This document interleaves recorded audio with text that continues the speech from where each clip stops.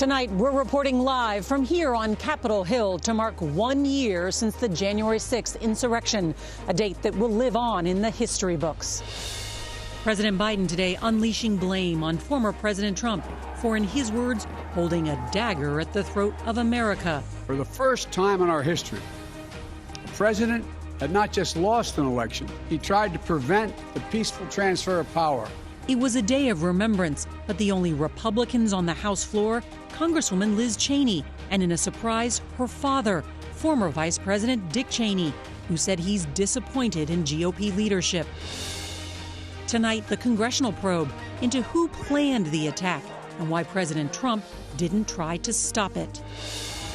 And we visit where the Capitol was first breached with CBS's John Dickerson for context and perspective. Could there be another January 6th? Yes, the forces that led to it are still out there.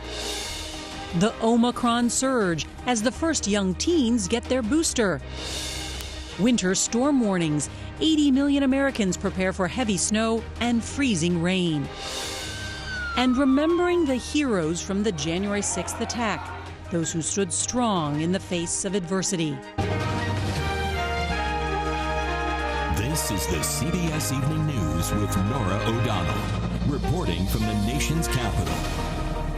Good evening, and thank you for joining us from here on the east front of the U.S. Capitol, where flags are at half-staff tonight in remembrance in one of America's darkest days. And just behind me was a candlelight prayer vigil.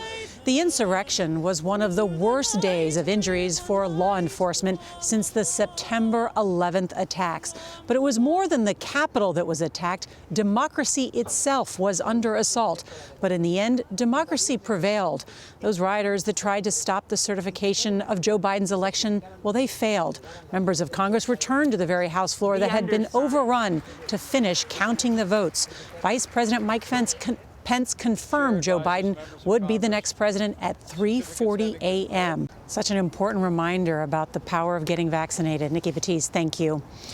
Well, still ahead on tonight's CBS Evening News, a snowstorm that is already causing problems across the South is now headed north. What you need to know. Tonight, millions are in the path of a storm that is dumping snow from Tennessee to Boston. The Nashville and Knoxville areas got 3 to 6 inches of snow. There were numerous accidents, and now the storm is pushing north. CBS's Lonnie Quinn joins us now. So, Lonnie, it's headed here, right? All right, coming up next, remembering the unsung heroes of the January 6th attack. If you can't watch the CBS Evening News, you can listen. Subscribe wherever you get your podcasts. Sponsored by Prudential.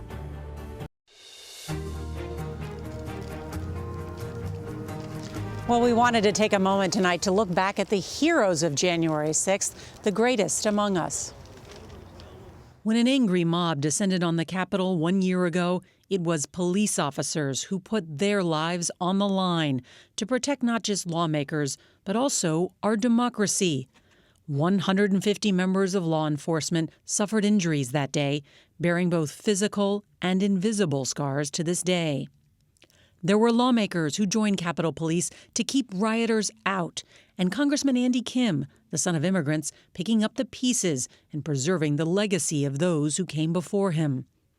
Lest we forget the caretakers of this majestic building who cleared the broken glass and wiped the blood from the statues. On a day of something so un-American, they are the reminder that helping one another is what this country stands for. We'll be right back. This portion of the CBS Evening News is sponsored by Pfizer. On tomorrow's CBS Evening News, as the new year gets off to a hectic start, Steve Hartman takes a look at the acts of kindness that give him hope. That's On the Road. And a reminder, if you can't watch us live, don't forget to set your DVR so you can watch us later. That is tonight's CBS Evening News. I'm Norah O'Donnell on Capitol Hill. We'll see you tomorrow. Good night.